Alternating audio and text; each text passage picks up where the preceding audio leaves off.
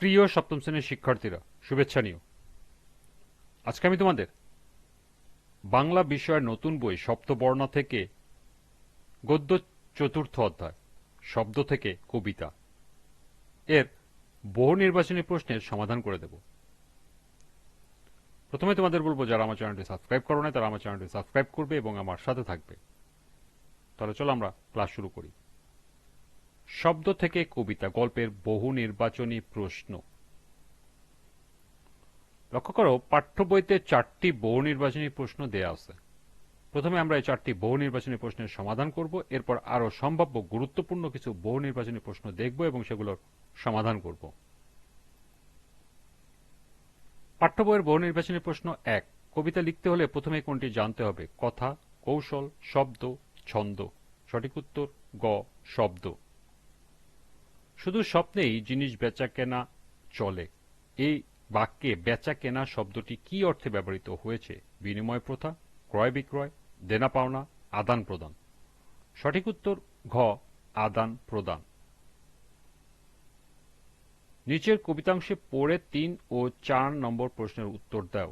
চপল পায় কেবল ধায়, কেবল গায় পরীর গান, পুলক মোর সকল গায়, বিভোর মোর সকল প্রাণ।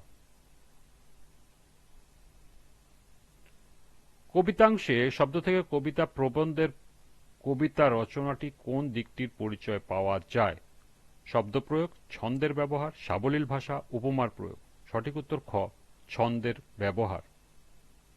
4, উপর্যুক্ত বিষয়টি নিচের কোনটির সাথে সম্পর্কযুক্ত? ছবি আরো রঙিন, দুলে দুলে আসছে, খেলতে শব্দের খেলা, যত পারো দেখো। সঠিক উত্তর খ, দুলে দুলে আসছে। এই ছিল পাঠ্য বইয়ের 4টি বহু নির্বাচনী প্রশ্নের সমাধান। এবার সম্ভাব্য গুরুত্বপূর্ণ কিছু বহু নির্বাচনী প্রশ্ন। 5, কোনটি সঠিক? কবিতার লেখাগুলো পড়লে মন নেচে ওঠে, কবিতা পড়লে গান গেয়ে উঠতে ইচ্ছে করে, কবিতা পড়লে চোখ বুকে রং বেরঙের স্বপ্ন এসে জমা হয়। ঘ, উপরের সবগুলি। সঠিক উত্তর ঘ, উপরের সবগুলি। 6, শব্দ থেকে কবিতায় উপমা কি? পার্থক্য, তুলনা, একটি মেয়ের নাম, উপরে কোনটিই নয়।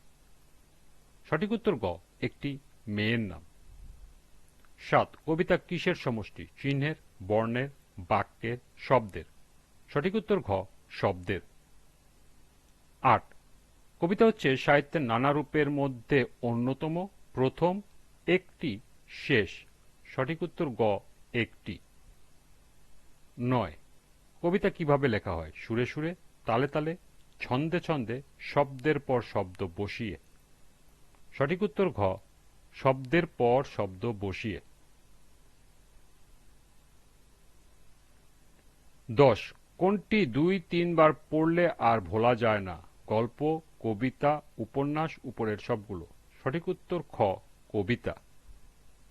11, শব্দের গায়ে বিভিন্ন রং বলতে বোঝানো হয়েছে বিভিন্ন রঙের, বিভিন্ন সুরের, বিভিন্ন তালের শব্দের ব্যবহার। সঠিক উত্তর হল ঘ, শব্দের ব্যবহার। কবিতায় শব্দ দিয়ে বলা কথা কেমন হতে হবে? সাধারণ, জটিল, মৌলিক, উপরে কোনোটিই নয়। সঠিক উত্তর গ, মৌলিক। 13, ঘর ফাটানো হাসির কথা বলা যায় কিসের মাধ্যমে? নাটকের, কবিতার, সিনেমার, উপরের সবগুলি। সঠিক উত্তর খ, কবিতার। 14, হুমায়ুন আজাদ জন্মগ্রহণ করেন 1947 সালে, 1948 সালে, 1949 সালে, 1950 সালে। সঠিক উত্তর 1947 সালে। 15, হুমায়ুন আজাদ মৃত্যুবরণ করেন 2002 সালে, 2003 সালে, 2004 সালে, 2005 সালে। সঠিক উত্তর গ, 2004 সালে। 16, হুমায়ুন আজাদ রচনা করেন সবকিছু নষ্টদের অধিকারে যাবে, খ, কাফনে মোড়া অশ্রুবিন্দু, গ, 56,000 বর্গমাইল, ঘ, উপরের সবগুলো। সঠিক উত্তর ঘ, উপরের সবগুলি। 17, শব্দ থেকে কবিতা রচনার উপযোগ্য বিষয় হল উপন্যাসের রূপ, ও তার রচনা কৌশল, গল্পের রূপ ও তার রচনা কৌশল, কবিতার রূপ ও তার রচনা কৌশল, উপরের কোনোটিই নয়। সঠিক উত্তর গ, কবিতার রূপ ও তার রচনা কৌশল। 18, কোনটি সঠিক? সাহিত্যের নানা রূপের মধ্যে একটি হচ্ছে কবিতা। শব্দের সঙ্গে শব্দ মিলিয়ে লেখা হয় কবিতা।